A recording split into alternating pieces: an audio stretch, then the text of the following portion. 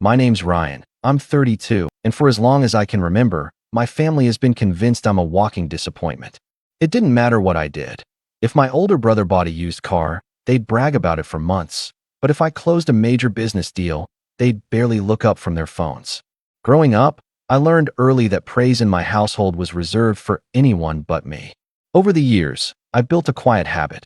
I stopped telling them anything about my life. Not my plans, not my successes, not the fact that I had quietly built 3 companies from the ground up. To them, I was still the broke kid who never did anything right. The conversation that lit the fuse happened in my parents' living room one rainy Saturday afternoon. I had stopped by because my mother said she wanted to discuss something important. When I arrived, my parents were sitting side by side on the couch, arms crossed, faces cold. My brother, Mark, was leaning in the doorway with that smug half-smile he always wore when he thought he was about to watch me get humiliated. My father's voice was sharp and final. "Ryan, you're on your own now. We can't keep helping you. You're a grown man. It's time you stopped being a burden." I just blinked at him. I hadn't asked for help in years. My mom chimed in with a pitying sigh. "We know things have been hard for you, but at some point you have to accept reality. You can't just drift forever." They didn't ask if I was okay. They didn't ask about my work. They didn't care. Mark snorted, tossing in his 2 cents. "Face it, Ryan. You've always been the broke disgrace of the family. You should be grateful they've supported you this long." I looked around the room, taking in the cheap satisfaction on their faces, and felt something click into place. That moment, the smugness, the dismissal, burned itself into my mind. They thought they were cutting me off. The truth? I'd been financially independent for nearly a decade. What they didn't know was that I had more money in one of my company's petty cash accounts than they'd seen in their entire lives. Still, I didn't correct them. I didn't defend myself. I simply stood up, walked down the hallway, and began packing the few personal items I kept at their house from my younger years. My dad muttered something about me finally learning to fend for myself as I passed him, but I kept my face neutral. In that moment, my silence was deliberate, almost surgical. I wasn't going to give them the satisfaction of an argument. They'd already written their version of the story, and nothing I said would change it.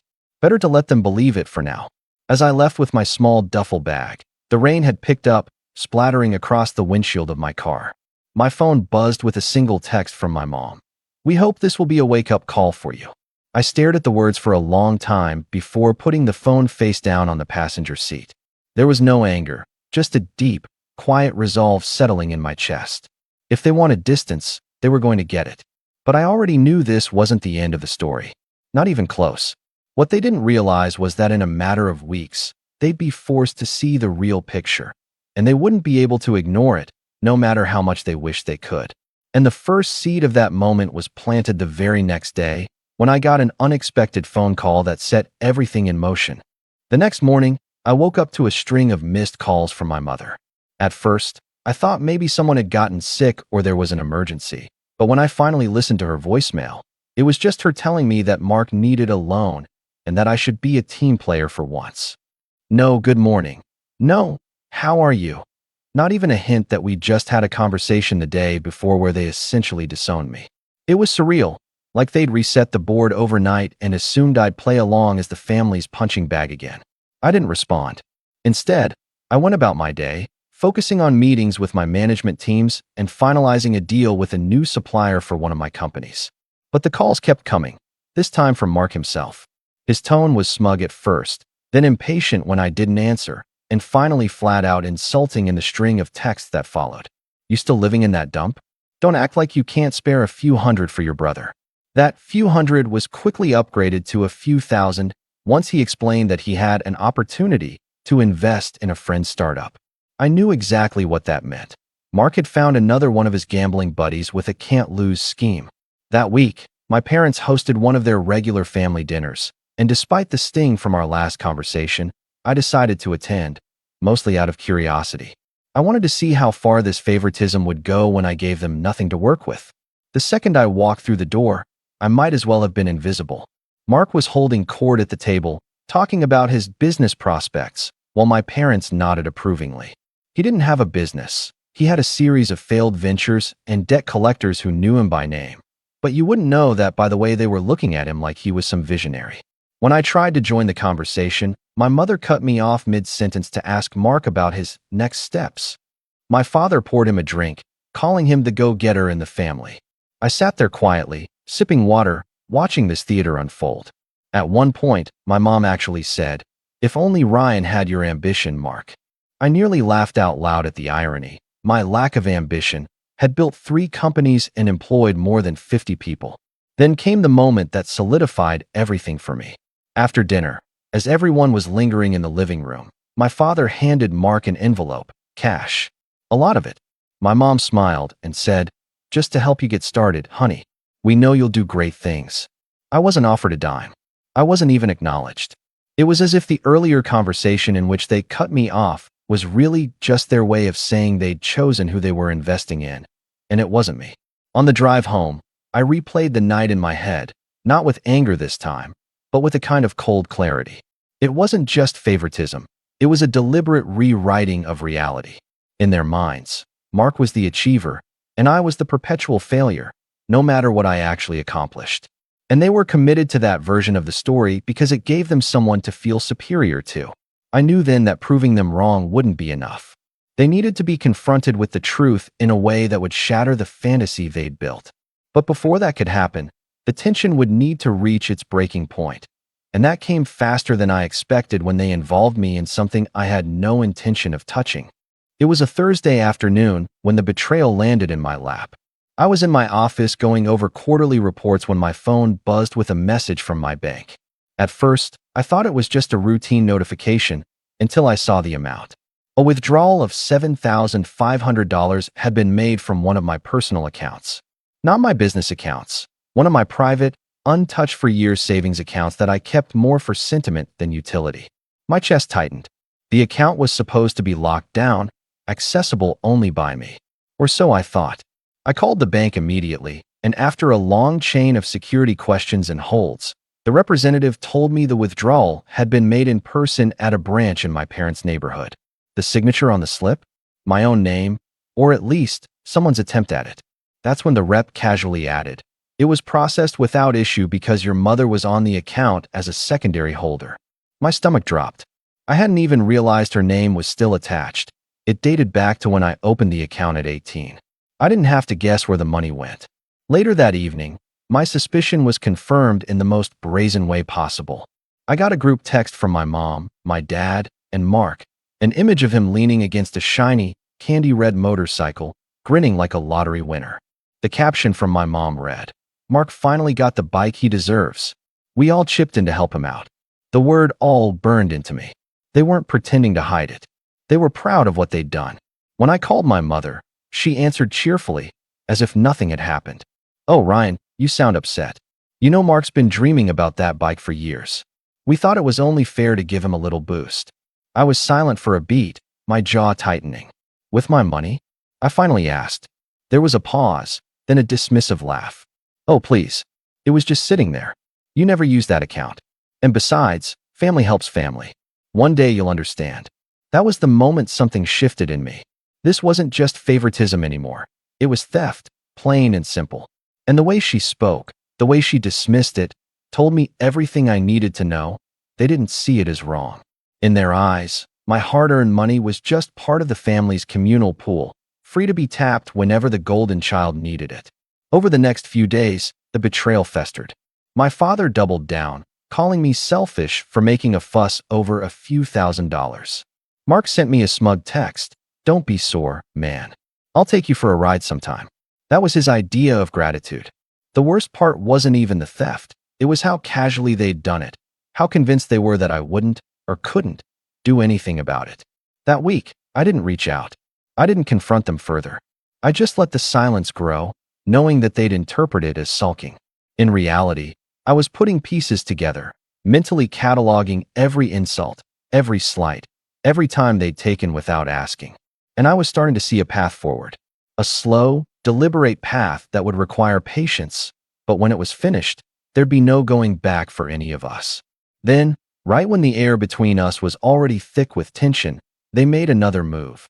One so audacious it nearly took my breath away. 2 weeks after the motorcycle stunt, I got a call from my landlord. Well, not my actual landlord, but the one who managed the small condo I'd been renting for years as my city base. He sounded uneasy, almost embarrassed. "Ryan, I don't know how to say this, but your parents came by today. They told the building management you'd moved out and weren't paying rent anymore. They even tried to get into your unit." At first, I thought he had to be mistaken, but then he explained they had shown up with a stack of papers, photocopies of old bills with my name on them, a letter claiming they were responsible for me, and even some outdated ID copies from when I lived under their roof. They told the building manager they were taking over my unit because I couldn't handle things on my own. I sat there, stunned, holding the phone to my ear as my landlord went on about how he'd had to refuse them entry and call security. The sheer audacity left me in a daze. It wasn't enough that they stole from me. They were now trying to dismantle the life I'd built entirely, to paint me as incompetent to strangers, to insert themselves where they had no right. That night, I lay awake in bed, staring at the ceiling. The walls felt closer, the air heavier. I wasn't financially struggling, far from it, but the psychological weight was crushing. I realized that even with all the distance I'd tried to create, they still had little hooks in my life. Old accounts, old addresses, scraps of outdated authority they could twist into leverage. They didn't need permission, they'd just take. A few days later, my father left me a voicemail that felt more like a threat disguised as concern. "Son, you're making this harder than it needs to be. We've been doing our best to look out for you, but if you keep acting like you don't need us, don't be surprised when you find doors closing on you. We know people." His tone was calm, almost patronizing, but the message was clear. They were willing to tarnish my name if it meant keeping me in their control. For the first time in years, I felt truly cornered. Every instinct screamed to lash out, to confront them head-on, to call them thieves and manipulators to their faces. But I didn't. Not because I was afraid, but because I knew they'd just twist it, make me the villain. If I was going to win this, it couldn't be in the heat of an argument. It had to be planned, precise. So I started quietly cutting every remaining tie. I closed the old savings account. I transferred my city base to a new property under one of my holding companies so my name wouldn't even be on the public record. I updated every piece of contact information with banks, utilities, and professional networks. To the outside world, it probably looked like I was pulling away out of bitterness, but in reality, I was methodically erasing every thread they could tug on. It was lonely. Some nights I'd sit in my kitchen, staring at my phone, half hoping for a genuine apology, half knowing it would never come. Every family photo on my shelf started to feel like a lie.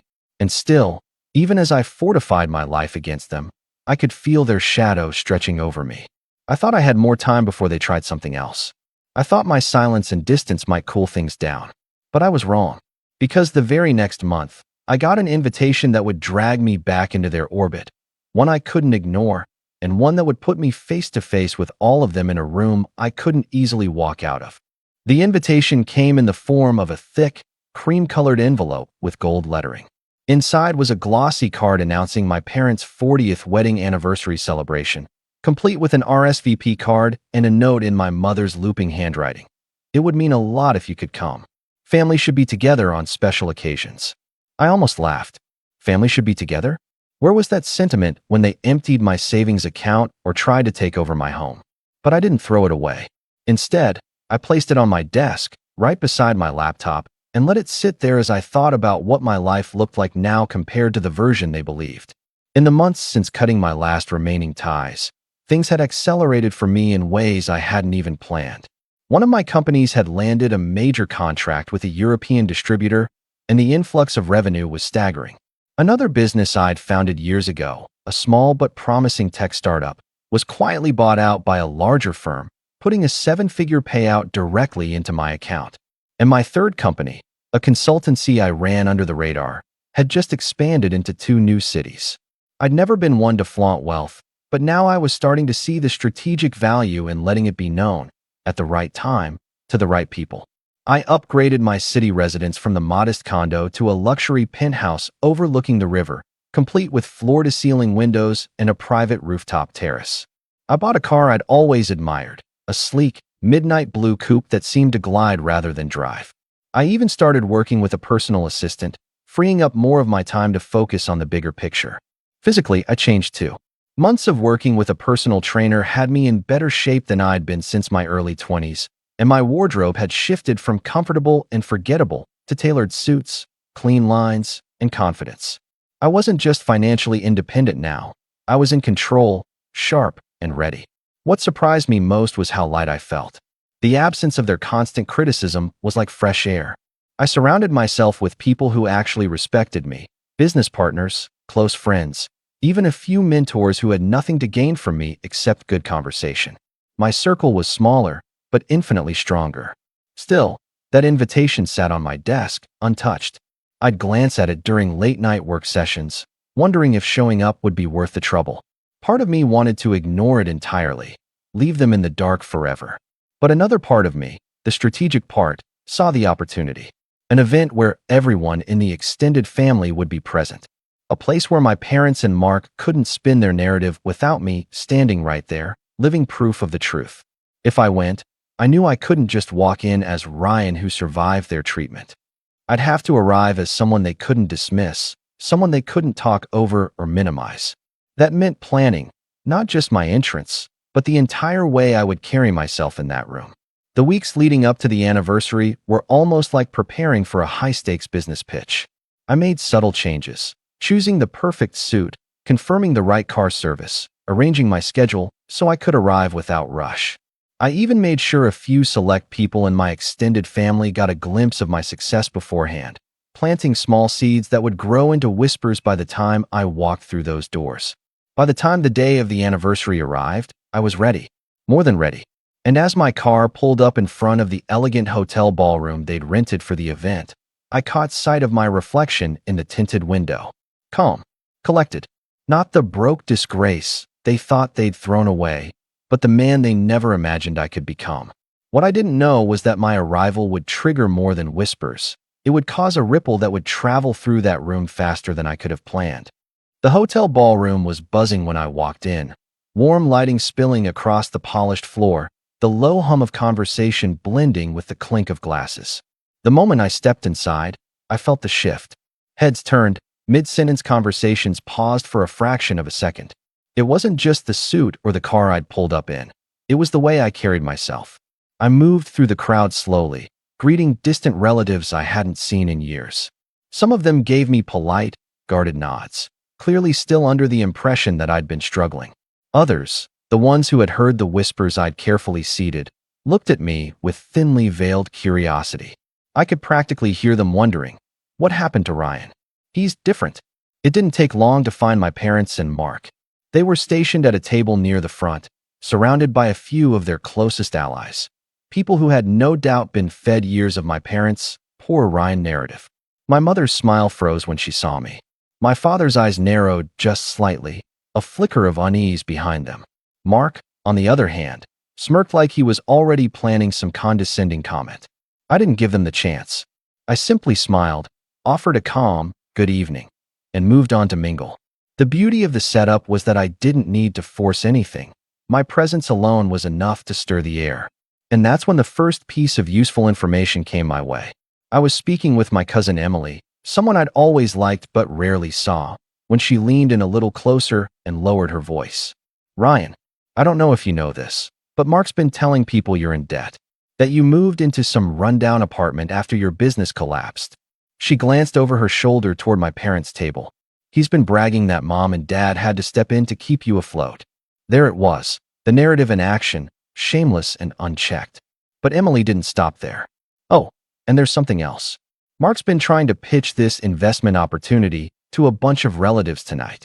I overheard him telling Uncle Tom he's got your backing on it, that you're going to put in a large sum to make it happen. She looked at me, concerned. You're not, right? I almost laughed. So that was his angle. Use my supposed debt to get sympathy from some, and my fake backing to get credibility with others. He was trying to position me as a safety net in front of the whole family. It was manipulative, sloppy, and, most importantly, an opportunity.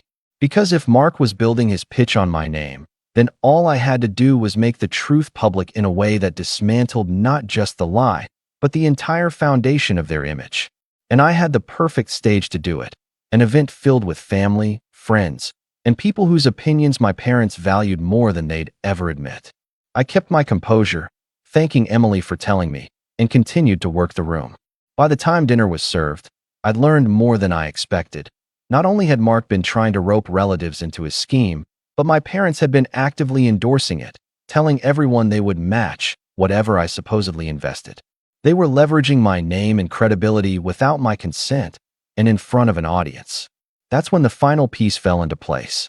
The MC announced that after the meal, there would be a short segment for family tributes, a chance for relatives to share memories or well wishes for my parents.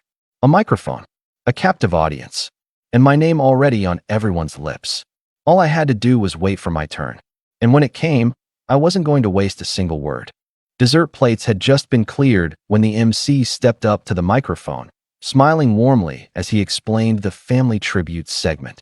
People laughed and clapped politely as a few aunts and uncles took turns sharing sentimental stories, childhood anecdotes about my parents, tales from family trips decades ago. It was lighthearted, harmless. Then the MC looked around the room, his eyes landing on me. "Ryan," he said, "I believe you wanted to say a few words." I stood, buttoning my suit jacket slowly.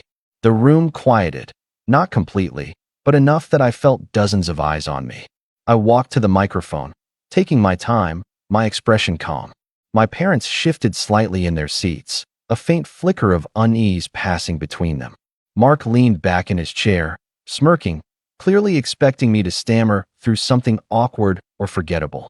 I began with warmth, thanking everyone for coming together to celebrate such a long marriage. I spoke about how marriage was about building a legacy, not just financially, but in how you treat the people around you. Heads nodded, people smiled. My parents even relaxed a little, thinking I was going to keep it generic. Then I pivoted. "I've heard a lot of stories tonight," I said, scanning the crowd. "And it reminded me of how our family loves to tell stories. But sometimes, the stories people tell about you aren't quite true." A few eyebrows lifted. My gaze drifted toward Mark, just long enough for the shift in tone to land. "I understand there's been some talk, recently, even tonight, about my supposed financial troubles. That I've been struggling, that I'm in debt, that I've been relying on certain generous family members to stay afloat." I paused, letting the murmurs ripple. "So I want to be clear, for everyone here, once and for all, that story isn't true. In fact, it couldn't be further from the truth." I reached into my jacket pocket and pulled out a small envelope. "In the last 12 months, the 3 companies I own have grown beyond anything I imagined. We employ over 50 people. We've expanded internationally. And last quarter alone, our combined revenue was," I named the figure, and the silence was immediate. Forks stopped halfway to mouths. I placed the envelope on the podium and continued. "This is a donation receipt from a recent charity auction I sponsored, in my own name. The amount is larger than the sum total of the so-called help I've supposedly received in my lifetime. I share this not to boast, but to set the record straight." My eyes swept across the room, landing squarely on Mark. "And for anyone who's been approached tonight about investing in a certain business venture, I want to make this crystal clear. I am not, and will not be, financially involved. If someone has used my name to imply otherwise, they are lying. I would strongly advise you to consider that before handing over a single cent." Gasps. Whispers. A few people outright turned to glare at my brother. Mark's smirk had vanished, replaced by the tight, pale look of someone whose scheme had just crumbled in public. My parents sat frozen, their smiles long gone, their eyes darting between me and the guests as if trying to gauge just how much damage had been done. I finished simply, thanking everyone again for being here, and stepped away from the microphone. No raised voice, no dramatic accusations, just a clean, surgical dismantling of their lies in front of every person whose opinion mattered to them. As I walked back to my seat, I could feel the shift in the room. Conversations were hushed but pointed, and none of them were about my supposed failures anymore. I passed my parents' table without looking at them, but I could feel the heat of their stares. Mark muttered something under his breath as I went by, but I didn't catch it, and I didn't care.